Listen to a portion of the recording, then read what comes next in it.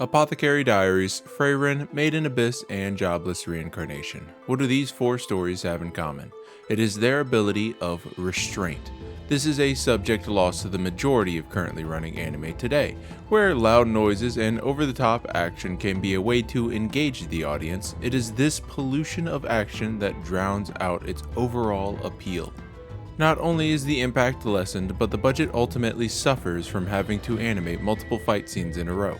The number of anime capable of surpassing budgetary restraints do so on the backs of suffering animators. But even if animators had an unlimited amount of time and an unlimited budget, it will still result in the same problem. Why should I care? Fights in any media must have a purpose in order for them to be compelling. This might sound obvious, but it is this problem that many writers neglect. Look to the hundreds of terrible isekais and you'll see the exact same thing. The protagonist might be a compelling hero, but the conflict he has with the villain is surface level. Maybe the villain is just evil, or they don't like the protagonist because of their race, or something else that requires zero amount of investment.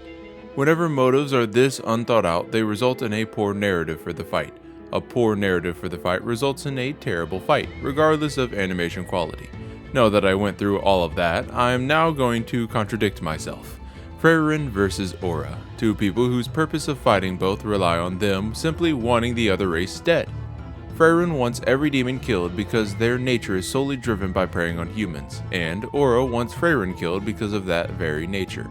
How did this fight, which required very little action to be animated, ended up becoming one of the best fights in the whole season? It was so popular, it blew up on the internet, resulting in dozens of memes in the West. And on a side note, you know an anime is doing good when they start dropping memes on Twitter. That's where the title of this video comes in, The Art of the Quiet Moment. Now, I don't mean quiet in the modern term. What I'm referring to is less of the lack of all noise and more so the lack of external conflict. This lack of external conflict can also be mirrored by the existence of peace. In layman's terms, peace is generally silent in comparison to war. Beyond Journey's End is an incredible practitioner of this technique. If you were to break down the show to its finest details, you would find that about 80% of the series is quiet, slow, and character-driven. Even in the first episode alone, we are met with not an explosion of flashing lights or thunderous noises, we are met with peace. The band of heroes had just vanquished the Demon King, meaning the audience is shown one of the most boring parts of the story as their introduction. This alone is a bold choice by the author, but one that sets up expectations beautifully going forward. This is not a story driven by war, but a story driven by peace. Even if you are to watch the first 4 episodes, you would find them filled with nothing but quiet, character-driven moments. This means the author couldn't rely on cool fight scenes or loud moments of ecstasy. They could only rely on their ability to create dynamic characters and an interesting world. This, by far, is Beyond Journey's End's most commendable aspect. The strongest scene in the first episode being one that perfectly captures what Beyond Journey's End is all about.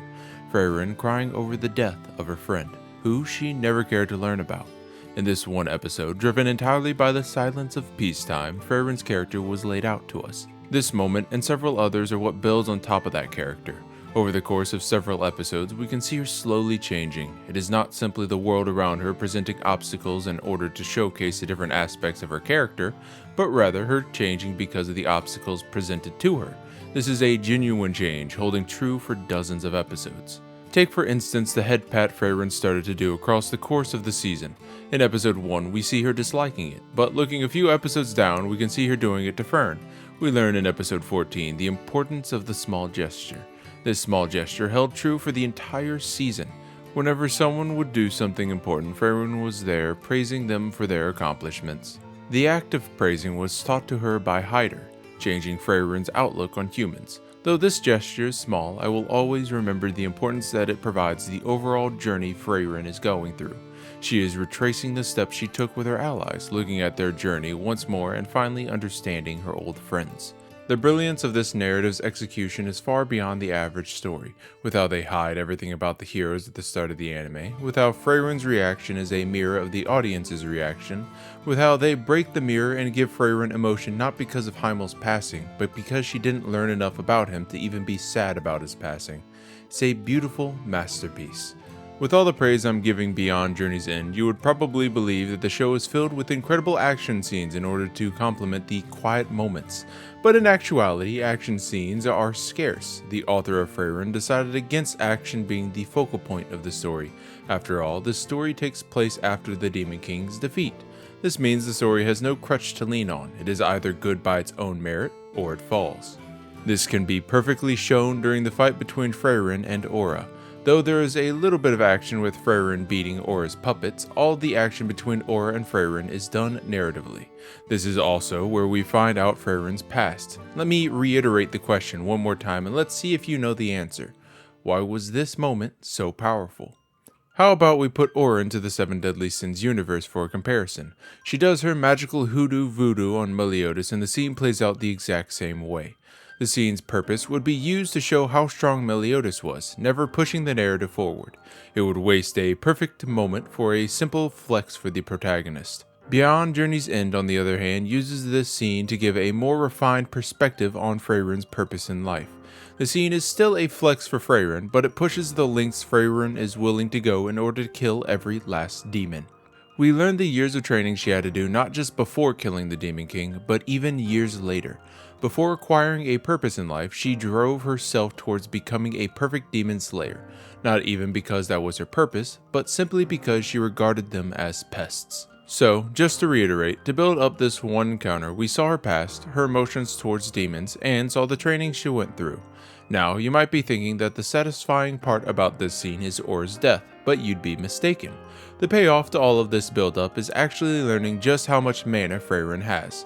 Aura's death was simply the satisfying conclusion, while Frieren's mana was the climax. You might be wondering how these scenes are capable of holding the viewer's attention whenever the scenes themselves are just people talking to each other. That's due to the author littering small payoffs during the characters' narrative arcs. They do this not just in the background of the overarching story, but also making it a focal point in the main story. This is especially true during each character's introduction episodes. Fern, for example, was training all her life to become a powerful enough mage to gain Hydra's approval. The story slowly changed as the years passed. She no longer wanted Hydra's approval as a mage, but instead wanted a way to show Hydra that she had grown powerful enough to protect herself. She wanted to let Hydra rest, knowing that the reason he was still suffering was only to give her more time to prepare.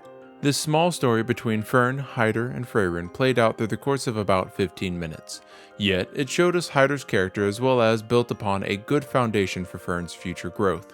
They consolidated the story into its most important parts with a satisfying payoff of Fern's magical growth. The author is capable of doing so much with the shortest amount of time, it's truly incredible. Nothing, regardless of how minute a scene might be, feels like filler. Every moment feels like another block building onto a character's overall growth. Even Stark, who is mostly shown as a coward, has his character refined when Fern learns that every time they visit a town, he goes around helping people. This explains why he seems absent for most parts of the story. He's spending his mornings helping others. That's the beauty of a quiet moment. It refines characters, grants context where it's missing, fills in the world, and overall enhances every single future action scene. But wait, how does it enhance future action scenes? You might be wondering. To answer that, let's refer to Made in Abyss. Made in Abyss has moments of calm, but a much lower degree of character building. Their quiet moments are spent on world building rather than the character building. That's because the world in Made in Abyss is a character in of itself. So, all the time they spend in their quiet moments are building out the environment around them, or building out temporary characters in order to drive the reason behind a culture existing. All the time they spend building out the world results in the audience lowering their guard. We become accustomed to the dialogue, accustomed to the quiet. Then, out of seemingly nowhere, they provide a horrifically gruesome scene. A scene so unexpected it draws us in, and keeps us there. Made in Abyss is capable of hooking the audience this way so effectively that even in the second season, knowing that the story is going to take a dark turn, you are still incapable of gauging just how dark the story will go. They also use the audience's rising expectations for the gruesome against them, meaning there are many scenes in the second season where they tease something terrible happening, but then they shy away from it at the very last moment. That way, even if you expect something to happen, you never know when it will happen. This technique is a similar one that they use in horror stories, which is comically perfect for this series. Even if we were to strip away the masterful way they are capable of using these scenes and simply look at the story itself, we would still be provided with something breathtaking. Made in Abyss does not simply exist because of its shock value, but uses its value to enhance not just the story for that arc, but also the theme of the entire series. Jobless Reincarnation uses quiet moments similarly as Made in Abyss, but at a far different scale. They will have a majority of the scenes be character driven, with a few fight scenes sprinkled in. But similarly as in Made in Abyss, Jobless Reincarnation will have random moments of intense violence. One of these moments being Eris getting beaten half to death, and another being Rudius getting killed. Out of about 24 episodes, there are only 4 that I can remember being shockingly gruesome.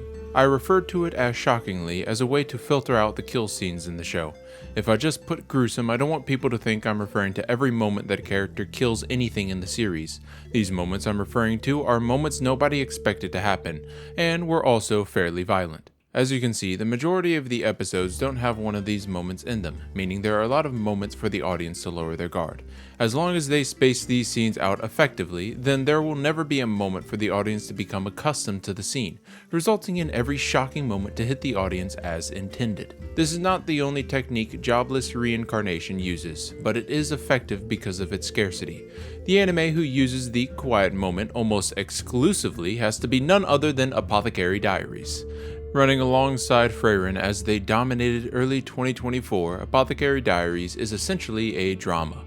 The show is driven entirely by the characters and how they navigate in the Ming era of China. The importance of the setting is not on how the characters can change the world, nor is it how the world transitions from one dynasty to the next. What's even more interesting is that the combat is almost exclusively absent from the entire series. The only moment of raw violence I can remember is around episode 20. Meaning, the story is the sole focal point of the entire series, and the way that they execute the story is fairly simplistic.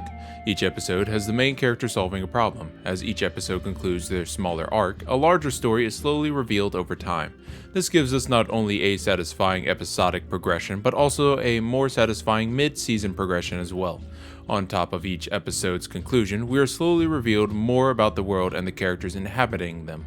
Not only are we given the relationship between each character and the main character, but we are also able to see how the side characters act with one another. This not only creates an environment that feels authentic, but it makes the world feel like it could actually exist. Stack on top of that the main character is an apothecary, so she lays out realistic solutions using real-life science to solve her problems. Even if the science wasn't applicable in our world, they explain it so well and with such confidence that it feels like I'm getting a lesson on flowers at this point. Even with the show being filled exclusively with dialogue, it displays such a fundamentally well-written story that even people not fans of dramas would most likely find enjoyment in it, and the only way that they were capable of creating this success was with time. This is why both Frieren and Apothecary are so similar. The quiet moments, filled with dialogue and character interactions, are not good because they exist. They are only good when 5 criteria are met. Now, before I label these criteria, I want to make a point that these are based on my own experiences and research on the matter. They are not official or written into stone. Number 1, there are several of them. You can't just have one scene where the characters interact with one another and expect it to do everything a story needs to be good. Number 2, you have a strong purpose for their existence. This criteria is broad in retrospect, but it's broad because it has to encapsulate everything. This means you can't just have a scene where characters talk with one another and that's it. The writer has to have a reason for them to be talking with one another. There has to be an end goal for the conversation. This end goal can be realistically anything, but it has to be something. Even if this scene contains 0 dialogue, it can still have a purpose. The first thing I think of when referring to this criteria is a picture of a scarred Guts looking out to the stars on a ship. Though he doesn't need to say a word, the scene shows Guts' nature, the pain he's endured, and the beauty of the world he's ultimately forbidden from enjoying. Forbidden because the writer loves to make Guts suffer, of course. A general rule of thumb for this sort of scene's purpose is to build onto one of 3 things: a character, a relationship, or the world. Number 3, it contains a new experience or information. If we have a scene where the sole purpose of its existence is to explain the stuff we already know, then it is a terrible scene. It violates the 4th criteria and only makes the audience bored.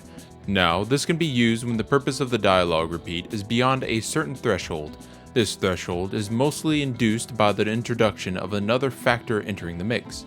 Take for example, you learn a person's daughter's been killed.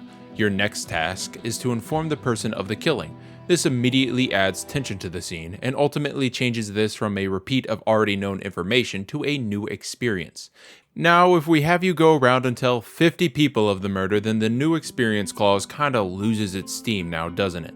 So just be wary of that. Number 4, they contain minimal to no filler.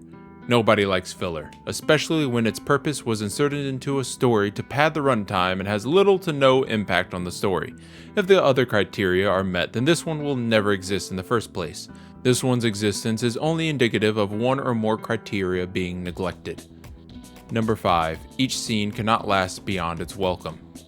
This point treads on the filler line, but I thought it would be important enough to include here. It is imperative, regardless of a scene's purpose, for it to not go beyond a certain threshold. Even when scenes provide some of the most compelling storytelling beats, if the scene drags, then it degrades the quality of the information being presented to the audience. Think of this being similar to a PowerPoint presentation. If you stay on one slide for too long with long lines of information, then the audience will lose interest. It is best to have a refined point, get that 1 or 2 points across, then transition to the next slide. The reason for this is because every slide presents the possibility of something unexpected happening. You could have a video pop up, or you could have a picture covering the whole slide. You could even have the next slide be the end of the presentation. This possibility of the unexpected keeps the audience engaged for a brief moment. Every time you switch slides, there is another opportunity for you to surprise or grab the audience's attention. So if you had a scene in an anime that exists to explain 9 things, split that into 3 different scenes. It's even more important if you add new characters for each scene. At least then we can get different viewpoints of each matter and get more screen time with each character to build on their personalities. Now that we have an explanation for how to create one of these moments, let me make a distinction between them and simple dialogue exchanges. What makes a quiet moment is basically if it's quiet. Now, I'm not trying to just make a pun here. What I'm trying to say is that quiet moments and dialogue exchanges can overlap. They can be the exact same thing. What makes a quiet moment stand out is its execution. It's hard for me to explain, so let's go over a few moments in some of the anime listed above in order to refine this point I'm trying to make. In one of the earlier episodes of Beyond Journey's End, Frieren and Fern spend some time to find a believed extinct flower. This entire mini arc is a good example to derive our concept from. The arc is filled with the mundanities of life. The main story of this arc is overall pointless, but because of its existence, we have Frieren and Fern growing as characters. It's filled with quiet scenes, which led to me naming these moments as quiet moments. Another example is the first few episodes of Jobless Reincarnation. A lot of these episodes are showing a loving family. It also shows the main character learning magic. These episodes, though, have little conflict in them and are used for expanding our knowledge on the characters and the family. It also showcases little bits of information about the rest of the world. This steady feed of information sprinkled in with a little drama keeps the story interesting and moving forward. At the end of Season 1 in Maiden Abyss, they showed off Midi as a character. They built upon Midi's lore with the help of Nanachi. This helped the Nanachi be built upon as well, since Midi's mysterious past was in association with Nanachi. Most of the scenes in Nanachi's house was used to either build around the mystery of their past or to build upon Nanachi as a character. These scenes were brought about because of an intense moment, but after Rika was in the clear, the scenes sombered up in order to flesh out their characters. Though the quiet moments were brief, they still existed to accomplish something important. The important something being the addition of a new mystery, the fleshing out of a character, or the fleshing out of the world. A good way to determine one of these quiet moments versus any other moment is its importance to the story. A quiet moment can be written out of the story easily, but would result in a decline in the story's overall quality. Now, I must really be confusing you all. Didn't I just say a quiet moment must not be filler? Well, hear me out. Filler is content that can be easily identified for its existence of padding the runtime. On the other hand, quiet moments exist for a purpose that directly improves the story. Let's jump over to Chainsaw Man for a brief moment. There is a moment in Chainsaw Man showing Aki's daily morning routine. Very little is said during this moment, but it gives us an insight into Aki's personality. It's also a moment that shows how Aki's life was before and after Power's arrival. I can take from this scene that Aki's life is built on a regular routine. He enjoys the peace and quiet, reading a newspaper instead of watching TV. He also enjoys the mundanities of life, grinding coffee beans rather than purchasing them already grounded. He also takes his time with each task and ensures that they are done properly, even making sure that the detergent is perfectly aligned with the spoon before dumping it in. All of these features I was able to extract from this one single moment. The importance of this moment in regards to the story is useless. If they wanted to, they could just have completely cut this scene out, but that would result in a worse story. Aki wouldn't have had his brief moment of characterization, and in turn would have regressed as a character. Though it might not seem like a lot, the more we are able to learn about a character, the more we are able to relate and understand them. And this scene alone gave us a lot of information about him in a very brief amount of time. If we break the concept down to its most compact form, some of the best quiet moments correlate around the mundanities of life. People eating around a table, the loss of an important item, the loss of a loved one. All of these points are something that us humans can relate to. If we are shown nothing but giant explosions and loud, impactful scenes, we can't relate to any of that. We slowly grow numb to those scenes and desire more. I've said this in the past, but it rings true. If you show me one explosion at the end of a 24 episode anime, then that one explosion is going to be 24 times more impactful than the 100 explosions in a fighting anime. The lack of impact is what makes the impact so powerful. Not only does it make the next one more powerful, in the meantime it gives us the necessary context needed to strengthen the fallout after the explosion. Imagine we spend those 24 episodes showing you the life of people living in a city. The barber who loves cooking French cuisines in his free time, the national level archer who wishes to leave the country, the mailman whose wife is having an affair with the news broadcaster. We have in the background of these personal stories quiet inklings of a possible war starting with a country in the west of them. And at the end of episode 24, we see the results of this conflict. A conflict not started by any of the people in this small town, all of their lives, their stories, their ambitions and dreams snuffed out in an instant. That moment would hit like no other, all because the writers took their time, giving us a reason to care. The purpose of this video is not to bring down any one anime. Jujutsu Kaizen, for example, has incredible action scenes, with Season 2 being the greatest single animated season ever created. JJK was obviously created for the purpose of having amazing fight sequences, with the story taking a step back in quality. I'm not saying that frieren is better than JJK because it took more time to flesh out their characters and story. It is simply two stories with two completely different purposes for existing.